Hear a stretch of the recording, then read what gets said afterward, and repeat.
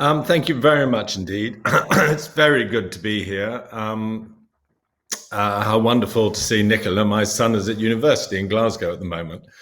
As a simple writer of cheerful romantic films, it's a very familiar feeling for me to be the least intelligent person in the Zoom. I do feel like I've found myself, fat as I am and with no extra training, on the starting block of the 100 meters final at the Finance Olympics. And I'm lining up against 7 Usain Bolts, including Mark Carney, Bill Gates, and Rishi Sunak. But I'm still very glad to be here. And I'm going to try and bring just one more voice into the room, which is that really of ordinary people who don't understand money very well. Because I think we're at an extraordinary moment for how the public are starting to think about their money anew. Let me just whip you through how I came to be here. In 1985, I was in the middle of writing a sitcom called Blackadder when I went to Ethiopia and saw terrible things that no human should suffer. And I came back and we started Red Nose Day and Comic Relief, which was a fundraising thing in which we've so far raised £1.3 billion. And as it were, that was my CSR phase. The sort of when you do small things that you think will specifically help specific people and you're confident about the charity projects that do that. Then part 2, I remember having a conversation with Bob Geldof in 2004, and he said that he'd raised more money in a short tea break with President Mitterrand than he had in the whole of Band Aid and Live Aid. And that moved me and a lot of people into the Make Poverty History campaign and the Live Aid concerts, understanding that politics and governments are where the real money and power are.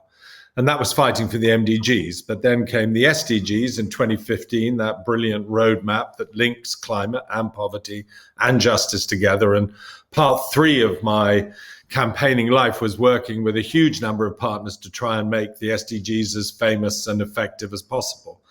And incidentally, one of the real successes of the SDGs is their traction with business. In 2005, we couldn't get any business person to talk to us about Make Poverty History. They thought we were dangerous card-carrying communists. But now we're suddenly at a point where businesses are getting more involved in the SDGs than many governments are. So we come to phase 4, as it were. Obviously, I still believe passionately in the work of charities and the importance of government. But suddenly I see that there's a real generational shift in thinking about how to change the world. I see that my children, particularly, and most young people, particularly younger ones, no longer believe that relying on politicians or giving their money to charity is the thing that's going to change the world. They're saying, what can I actually do in my own life to make a difference?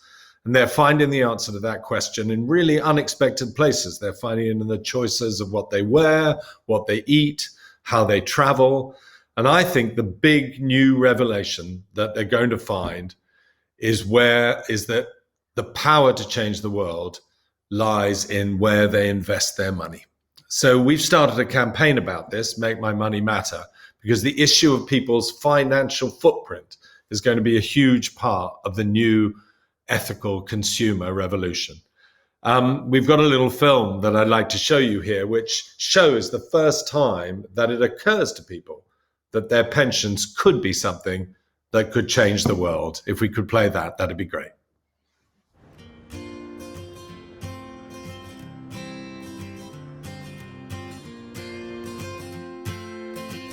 It's actually never occurred to me before that my pension could be something that would create change. So that's the dream, yeah. Tell me about it. I would wonder why I hadn't been told about it already. It doesn't sound like it can or should work. I think most people don't know what their pension's investing in. It'd be good to know more about the companies that my pension is being invested in, whether they're doing good in the world. Who are they? Who are they run by? What are they doing? Where are they?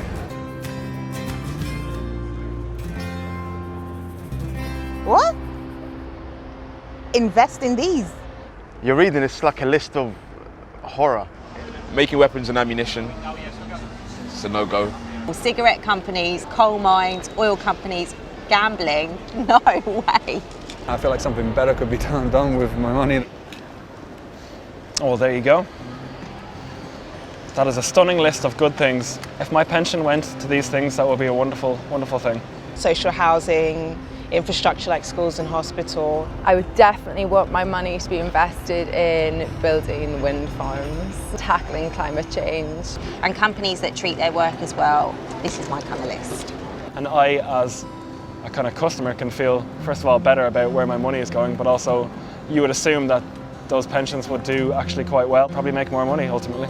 Responsible investing is investing in companies which look after their workforce, look after the environment, and have a kind of a long-term sustainable view about the world and their company. It would make me feel better in some small way, that the things that I believe in, the things that I think are important and are important to me are being reflected in how my money is being used. I would probably go so far to say I would increase my pension contributions. Yeah, I'm going to go make some calls and I'll leave here. Now I'm going to run back home and check. Understanding that the money could be working and obviously working to contribute to a better world. That's pretty amazing.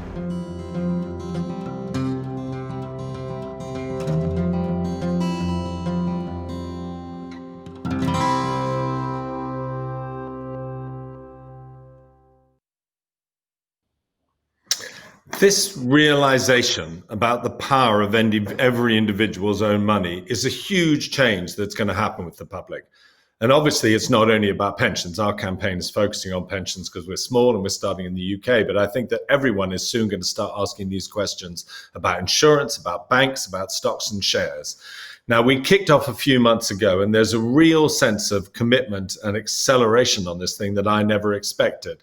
Since our launch in June in the UK, we've seen Nest, Aviva, the BT Pension Scheme, local government schemes like South Yorkshire and Greater Manchester commit to net zero, which is some 11 million pension pots and £150 billion invested. And we're hoping for more announcements to come. This really is a tipping point moment for the industry. In just a few months, we've had a range of businesses and NGOs representing tens of thousands of employees, hundreds of millions in pension contributions, sign up to align their company pension schemes with their values. From BAFTA to BNP Paribas, Oxfam to WWF, employers are showing that our pension industry is the new frontier for purpose-led businesses. And on an individual level, we've had a million people viewing our creative content and thousands taking direct action. We're also building a global campaign too, Make My Money Matter Australia, campaigns in the US, Netherlands, Nigeria, Sweden, South Africa, France, Germany, and New Zealand. And it's such an interesting campaign because it does operate at so many levels. Politics is still key. And we're looking to governments to accelerate the rate of change in the way pensions work. Really excellent progress has been made so far in the pensions bill here in the UK and through the commitments announced in recent days by the Chancellor. But we still feel it should go further. That's why we believe the UK Pension Schemes Bill should be amended to require all UK pensions to implement net zero and Paris-aligned investment strategies. It's especially urgent now so that the G7 and the G20 and by the time of COP26, all pension funds will be aligned to net zero.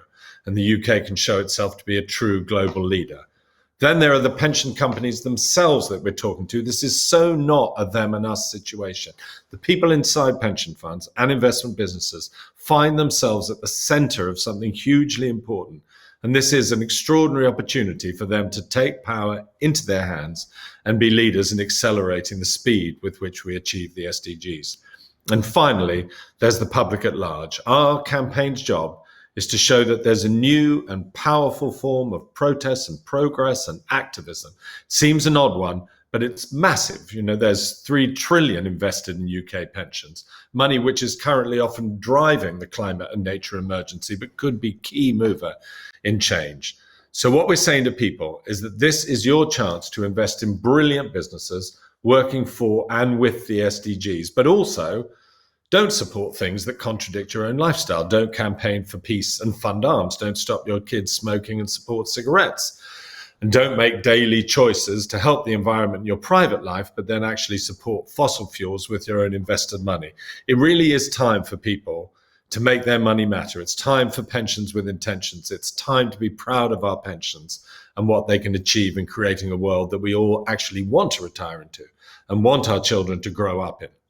When I first spoke to Mark Carney about all this, he raised all the issues that have held things back. The lack of public knowledge and pressure, the nervousness about whether the returns would be the same in responsible and sustainable investment, the lack of a consistent evaluation framework, legislative problems that affect people when they try and make changes.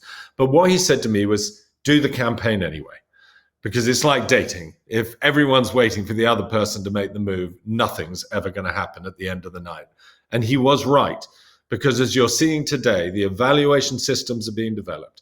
Government is focusing on these things, and there's absolute proof that the amount of returns that are coming from sustainable and responsible investments are proving consistently strong. This is no longer a question of money versus morals, of value versus values. We can have our sustainable investment cake and eat it too. So the public are coming, and they're coming fast. And it's an exciting opportunity, as it were, to change the world without giving up eating hamburgers.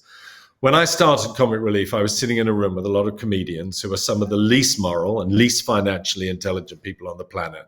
And we still managed to raise a lot of money. So what I just want to say as an outsider to all of you taking part today is that you are all in this position of astonishing power, and the public need you to take the lead, need you to be brave. It really is my opinion now that the Mandelas and the Steve Bikos and the Gandhis of this generation will be people being radical and brave in business and investment. You have to be the people who do extraordinary and imaginative things. You are, at the moment, the necessary heroes. So I'd like to end, as all mildly intelligent people do, with a quote from Shakespeare, who got most things right, which describes, I think, exactly where we are. There is a tide in the affairs of men, which taken at the flood leads on to fortune. Omitted, all the voyage of their life is bound in shallows and in miseries. On such a full sea we are now afloat, and we must take the current where it serves, or lose our ventures. I do beg you all to ask the same question that every passionate member of the public and every investor is now going to ask every day. What can I actually do? And then do it. Let's make money matter in the serious business of living in an excellent world by 2030. The public are coming at you, and I know that you will respond with vigor, energy, imagination, products, and profit. Thank you all very much.